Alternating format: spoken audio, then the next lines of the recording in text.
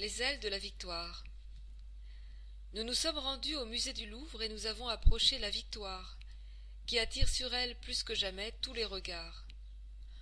Entièrement restaurée, elle a retrouvé sa place en haut de l'escalier d'Aru et nous attend les ailes déployées. Ces ailes si belles. La différence après restauration est manifeste. Sa silhouette a retrouvé son éclat et beaucoup de détails peu visibles auparavant sont maintenant apparents. Ainsi les plis du voile, sa transparence, le dessin des ailes ont gagné une nouvelle visibilité. Mais c'est la victoire de Samothrace dans sa totalité qui impressionne le plus. Dans la salle juste derrière la statue se tient l'exposition qui lui rend hommage. Comme le titre l'indique, la victoire de Samothrace, redécouvrir un chef-d'œuvre, nous suivons son parcours à travers le temps depuis sa découverte jusqu'à sa récente restauration d'ensemble. L'île de Samothrace et le sanctuaire des grands dieux sont le point de départ et constituent le cadre naturel de la victoire, qui fut découverte en 1863 par le vice-consul Charles Champoiseau. On en vient ensuite aux fouilles autrichiennes et américaines dans l'île, qui ont contribué significativement au destin futur de la victoire et permis de mieux la comprendre. Plus précisément, c'est l'architecte Alois Heuser qui va comparer la base de la statue avec des monnaies datant du règne de Démétrios Polyorcète, 336-283 avant Jésus-Christ, sur lesquelles figure une victoire sur la proue d'un navire. À partir de 1938, c'est l'Institut des Beaux-Arts de l'Université de New York qui est en charge des fouilles. En 1950, Jean Charbonneau, conservateur en chef du département des antiquités grecques et romaines du Louvre, est invité à participer à la fouille de l'emplacement de la victoire, au cours de laquelle est trouvée la paume de la main droite de la statue. Enfin, on passe aux restaurations réalisées depuis sa découverte, et l'on ne peut que constater la fragilité de cette statue, en même temps si puissante. La première restauration a été faite en 1864-1866. À l'époque, la victoire était exposée dans la même salle que les cariatides, parmi des copies romaines. C'est à cette époque qu'on a ajouté une barre métallique à la hanche droite pour assurer son équilibre.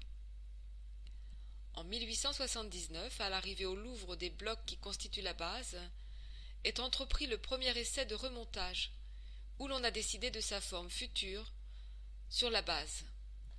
Après sa deuxième restauration, en 1880-1883, la victoire a été installée tout en haut de l'escalier d'Aru. Le haut de l'aile droite et une partie du buste, à gauche, sont des moulages en plâtre. Une troisième intervention a encore eu lieu en 1933-1934, et l'on arrive à la période 2013-2014, où l'on a procédé à une restauration d'ensemble. Plus précisément, en septembre 2013, la statue a été déposée et le bateau entièrement démonté. Durant 10 mois, la restauration du monument a été conduite par une équipe de 8 restaurateurs et un monteur dans la salle des 7 cheminées. Les ajouts en plâtre du 19e ont été conservés, puisqu'ils font historiquement partie de l'image de la statue. Les 23 blocs du bateau, pesant plus de 27 tonnes, ont été remontés avec plus de précision qu'auparavant. Le bloc moderne installé entre la statue et le bateau, en 1933, a été retiré pour rendre au monument tout son sens. La déesse Victoire saisie au moment où elle pose triomphalement le pied sur l'avant d'un navire de guerre. De plus, des chercheurs du Centre de recherche et de restauration des musées de France ont examiné et contrôlé l'état des armatures modernes qui soutiennent les ailes et l'arrière du manteau.